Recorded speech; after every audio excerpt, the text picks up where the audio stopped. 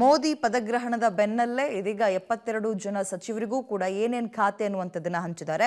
ಹಂಗೆ ನೋಡೋದಾದ್ರೆ ನಮ್ಮ ರಾಜ್ಯಕ್ಕೆ ಸಂಬಂಧಪಟ್ಟಂತೆ ಒಂದು ರೀತಿ ಉತ್ತಮ 5 ಖಾತೆಗಳನ್ನೇ ಕೊಟ್ಟಿದ್ದಾರೆ. ಪದಗ್ರಹಣದ ಮರುದಿನವೇ ಕೇಂದ್ರದ ನೂತನ ಸಚಿವರಿಗೆ ಖಾತೆ ಹಂಚಿಕೆಯಾಗಿದ್ದು, ಪ್ರಮುಖ ಖಾತೆಗಳಾದ ಗೃಹ, ಹಣಕಾಸು, ರಕ್ಷಣಾ, ವಿದೇಶಾಂಗ, ರೈಲ್ವೆ, ರಸ್ತೆ ಸಾರಿಗೆ ಖಾತೆಗಳನ್ನ ಬಿಜೆಪಿ ತಮ್ಮ ಬಳಿಯೇ ಉಳ್ಕೊಂಡಿದೆ. ಯಾರ್ಯಾರಿಗೆ ಯಾವ ಖಾತೆ ಅಂತ ನೋಡೋಣ. ರಾಜನಾಥ್ ಸಿಂಗ್ ಅವರಿಗೆ ರಕ್ಷಣಾ ಇಲಾಖೆಯ ಅಥವಾ ರಕ್ಷಣಾ ಸಚಿವ ಇನ್ನು ಮುಂದಕ್ಕೆ ರಾಜನಾಥ್ ಸಿಂಗ್ ಅವರು ರಕ್ಷಣಾ ಇಲಾಖೆಯ ಒಂದು ಖಾತೆಯನ್ನು ಕೊಟ್ಟಿದ್ದಾರೆ. ಮಗದೊಂದು ಕಡೆ ಇದೀಗ ಅಂದರೆ ರಾಜನಾಥ್ ಸಿಂಗ್ ಅವರು ಸೇರಿದಂತೆ ಅವ್ರಿಗೆ ಮುಂಚೆಯೂ ಕೂಡ ಅದೇ ಖಾತೆ ಇದ್ದಿದ್ದು, ಯಾವುದೇ ರೀತಿಯ ಬದಲಾವಣೆ ಇಲ್ಲ. ನಿತಿನ್ ಗಡ್ಕರಿ ಇವ್ರಿಗೆ ರಸ್ತೆ ಸಾರಿಗೆ ಮತ್ತು ಹೆದ್ದಾರಿಯ ಒಂದು ಖಾತೆಯನ್ನು ಕೊಡೋದ್ರ ಮುಖಾಂತರ ನಿರ್ಮಲಾ ಸೀತಾರಾಮನ್ ಅವರು ಅಗೇನ್ ಅದೇ ಖಾತೆಯಲ್ಲಿ ವಿತ್ತ ಸಚಿವೆಯಾಗಿ ಮುಂದುವರಿತಾ ಇದ್ದಾರೆ.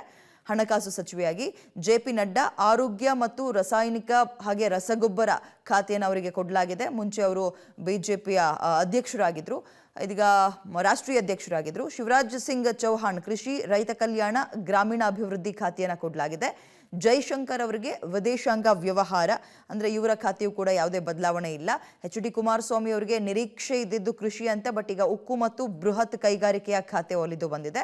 ಪ್ರಹ್ಲಾದ್ ಜೋಶಿ ಅವರಿಗೆ ಆಹಾರ, ಗ್ರಾಹಕ ವ್ಯವಹಾರ ನವೀಕರಿಸಬಹುದಾದ ಇಂಧನ ಖಾತೆಯನ್ನು ಕೊಡಲಾಗಿದೆ.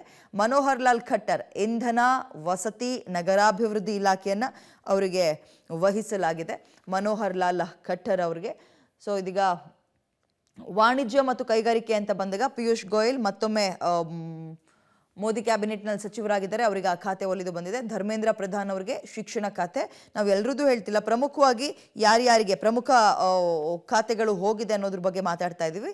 ಜೊತೆಗೆ ಧರ್ಮೇಂದ್ರ ಪ್ರಧಾನ್ ಆಯಿತು. ನಮ್ಮ ರಾಜ್ಯಕ್ಕೆ ಸಂಬಂಧಪಟ್ಟವ್ರನ್ನೂ ಕೂಡ ನಾವು ಮುಂದಕ್ಕೆ ನೋಡ್ತಾ ಹೋಗೋಣ. ಕುಮಾರಸ್ವಾಮಿ ಅವರ ಖಾತೆಯನ್ನು ಕೂಡ ಗಮನಿಸಿದ್ವಿ ಈಗ ಆಲ್ರೆಡಿ ನಾವು. ಶೋಭಾ ಕರಂದ್ಲಾಜೆ ಸಣ್ಣ ಮತ್ತು ಮಧ್ಯಮ ಕೈಗಾರಿಕೆ ಹಾಗೆ ಕಾರ್ಮಿಕ, ಇದು ರಾಜ್ಯ ಖಾತೆಗೆ ಸಂಬಂಧಪಟ್ಟಂತೆ.